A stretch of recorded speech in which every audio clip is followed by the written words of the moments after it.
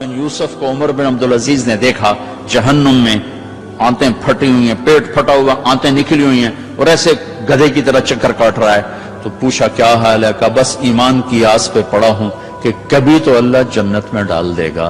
اگر ایمان پہ خاتمہ ہو جاتا ہے اور اعمال کا ذخیرہ نہیں ہے تو اللہ کا قانون ہے جہنم. جہنم مردہ جو بتائے نا خواب میں وہ صحیح ہوتا. میرا ایک فرسٹ کزن، جیسے ذمہ داروں کے بچے ہوتے ہیں، ساری زندگی غفلت میں گزار دی، جوانی میں مر گیا. بس وہ نمازیں اس نے پڑھی جو کبھی میں کھینچ کے مسجد میں لے گیا، یا پھر عید کی 2 نمازیں، اس کے علاوہ مجھے یاد نہیں. تو میں نے خواب میں دیکھا، میں نے کہا کیا حال ہے؟ تو اس نے کہا آگ کے تندور میں ہوں، آگ کے تندور میں ہوں. اب میرا تو خون، میرا تو چاچے کا تائے کا بیٹا، مجھے تو آگ لگ گئی. میں اس کے لیے پڑھنا شروع کیا، پھر حج کا انتظام کیا. تو حج کے بعد جب واپس آیا تو پھر مجھے نہیں خواب آیا، ایک اور ساتھی کو خواب آیا کہ طارق میاں سے کہو تمہارا تحفہ مجھے مل گیا، وہ جو میں نے حج کروایا اس کی طرف سے. تو اللہ تعالیٰ کا فضل ہے کہ اس نے یہ بھی رکھا اس امت کے لیے کہ مرنے والوں کے لیے ایصال ثواب کرتے رہو تو ان کی بخشش کے سامان بن جاتے ہیں. تو اگر ایمان ہے اور عمل نہیں ہے تو سیدھا جنت میں نہیں جائے گا، وایا ہو کر جائے گا. اور اعمال میں میرے عزیزو، میں نماز کی پہلے تھوڑی بات کی تھی. روزے گرمی میں میرا اور آپ کے صبر کا امتحان ہے، میرے آپ کے عشق کا امتحان ہے کہ ہم اللہ کے لیے کتنی بھوک برداشت کرتے ہیں اور اللہ کے لیے کتنی پیاس کو برداشت کرتے ہیں. ہمارا روزہ تو شام کو کھل جائے گا، لیکن میرے نبی کی اولاد نے 72 گھنٹے کا روزہ رکھا تھا اور پیاسے ہی ذبح ہو کے اللہ کے پاس چلے گئے تھے.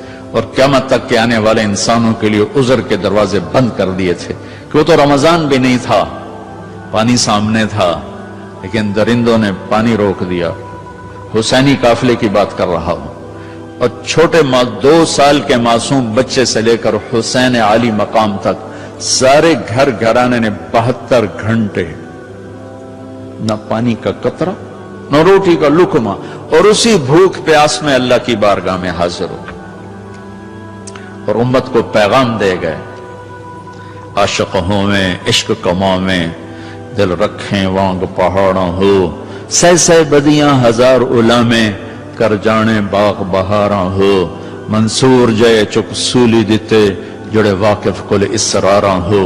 سجدیں سر چائیں نبا ہو توڑے کافر کہن ہزاراں ہو.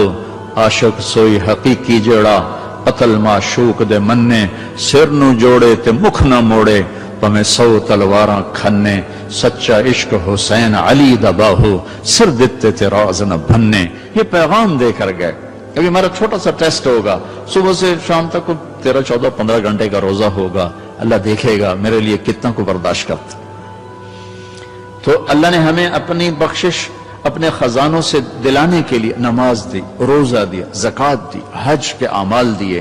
حج زندگی میں 1 دفعہ، زکوٰۃ سال میں 1 دفعہ، روزہ سال میں 1 مہینہ، اور نماز دن میں 5 دفعہ، دن میں 5 دفعہ. اور آپ نے فرمایا کہ میری آنکھوں کی ٹھنڈک نماز ہے. اور اللہ نے آسمان پہ بلا کے 50 نمازیں دیں. 50. اللہ کو پتا ہے 5 دینی ہے، اللہ کو پتا ہے انہیں 5 نہیں پڑھنی ہے، 50 کی تو پڑھنی ہے، ٹھیک ہے، نہیں اللہ 50 دے رہا ہے. اور میرے نبی کا مقام رضا ہے، تسلیم ہے. میرے نبی نے نہیں عرض کی یا اللہ اب یہ 50 کیسے پڑھیں گے؟ کہ ٹھیک ہے میرے رب میں راضی ہوں. واپسی ہو گئی. جب اللہ میں نے یہ کہیں پڑھا نہیں واضح کر دوں، لہٰذا میری بات غلط بھی ہو سکتی ہے 100%، اور ٹھیک ہونے کا بھی امکان موجود ہے. کہ جب اللہ پاک نے دیکھا کہ میرا نبی تو تسلیم و رضا پہ وہاں پہنچ گیا ہے کہ سوال ہی نہیں کیا کہ یا اللہ انہیں 50 کتوں پڑھنی ہے، تو انہوں نے موسیٰ علیہ السلام کو آگے کھڑا کر دیا. ہوگا میں اس لیے کہتا ہوں کہ میرے پاس اس کا کوئی ثبوت نہیں، میرا اپنا ذاتی ایک ذوق. آگے 6 آسمان پہ موسیٰ علیہ السلام کھڑے تھے. یا رسول اللہ ملاقات کیسی رہی؟ کہ بڑی اعلیٰ. کیا ہوا؟ کہ 50 نمازیں. ان کا تو کہیں پڑھنی ہی نہیں، واپس جاؤ تھوڑیاں کراؤ. اب یہ 6 آسمان، یہ 7واں، یہ سدرۃ المنتہا، یہ فاصلے کوئی نہیں جانتا اللہ کے سوا، بے شمار ہیں، لیکن یوں طے ہو رہے تھے، لیکن فاصلہ تو ہے. واپس گئے تو اللہ نے 5 گھٹا دی، 45 نہیں گھٹائیں. اچھا بھائی میرے حبیب 5 کم کر دیتے ہیں.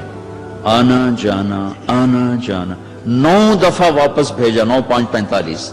واپس جائیں یا رسول اللہ، واپس جائیں یا رسول اللہ، واپس جائیں یا رسول اللہ، اور ہر دفعہ 5 5 5 5۔ پہلے 5 کیوں نہیں دی؟ اور واپس گئے تھے تو 45 کیوں کم نہیں کی؟ ہر دفعہ بلا رہے ہیں، بھیج رہے ہیں، بلا رہے ہیں، بھیج رہے ہیں، اچھا 5 5 5 5۔ صرف آپ کو نماز کی اہمیت بتانے کے لیے کہ کتنا عظیم عمل ہے۔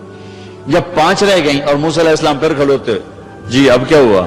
کہا جی 5 رہ گئی ہیں۔ کہا نہیں واپس جائیں، کوئی نہیں پڑھیں گے۔ کہا نہیں اب میں گیا تو یہ بھی اڑ جائیں گی، پھر میری امت کا کیا بنے گا؟ مجھے شرم آتی۔ کہا یا رسول اللہ ایک بات بتاؤں کیا؟ میری امت پہ 2 نمازیں فرض تھی، بنی اسرائیل 2 نمازیں تھیں، فجر کی 2 رکعت اور عصر کی 2 رکعت، با جماعت نہیں، انفرادی، رکوع کوئی نہیں، قیام سجدہ، تلاوت کوئی نہیں، تسبیح۔ قرآن میں آتا ہے ورکعی مرعاکین، حضرت مریم کو وہ ورکعی سے مراد رکوع نہیں، جھکنا مراد ہے کہ جھکو اللہ پاک کے سامنے۔ رکوع ہمیں ملا، نماز میں تلاوت ہمیں ملی، اللہ اکبر ہمیں ملا۔ کسی امت کو اللہ اکبر نہیں ملا، کسی امت کو رکوع نہیں ملا، کسی امت کو تلاوت نہیں ملی، وہ اپنی کتاب کے حافظ نہیں ہوتے تھے۔ ہم اپنی کتاب کے حافظ ہوتے ہیں۔ ہمارا بچے سے لے کر بوڑھا، مرد سے لے کر عورت جو یاد کرنا چاہے۔ میرا شاگرد میرے یہاں مدرسہ میں، اس نے 29 دن میں قرآن یاد کیا، صبح سے پارہ یاد کرتا تھا اور رات کو تراویح میں سناتا تھا۔ وہ چھٹیاں ہو گئی، لڑکے چلے گئے، وہ امریکہ سے تھا تو وہ اس کا تو واپس جانے کا تھا نہیں، اور رمضان آ گیا، حافظ کا انتظام نہیں ہو سکا، تو انہوں نے کہا جی میں سناؤں گا۔ وہ فجر سے مغرب تک ایک پارہ یاد کرتا اور عشاء میں تراویح میں سنا دیتا تھا۔ 29 دن میں اس نے پورا قرآن سنا دیا۔ تو اللہ نے ہمارے لیے قرآن ایسا آسان، ابھی وہ امریکہ میں ماشاءاللہ مدرسہ، پہلی امت ہے اپنی کتاب کی حافظ نہیں ہوتی تھی، یہ امت قرآن کی حافظ۔ حضرت عثمان رضی اللہ تعالیٰ عنہ حرم شریف میں داخل ہوئے اور اللہ اکبر کر کے نماز کی نیت باندھی اور سورہ بقرہ شروع کی۔ عبد الرحمن تیمی پاس بیٹھے تھے، وہ کہنے لگے بھلا دیکھو رکوع کہاں کرتے ہیں؟ تو بقرہ سے جو چلے الف لام میم ذالک الکتاب، تو والناس پہ جا کے رکوع کیا، ایک رکعت میں سارا قرآن پڑھ دیا۔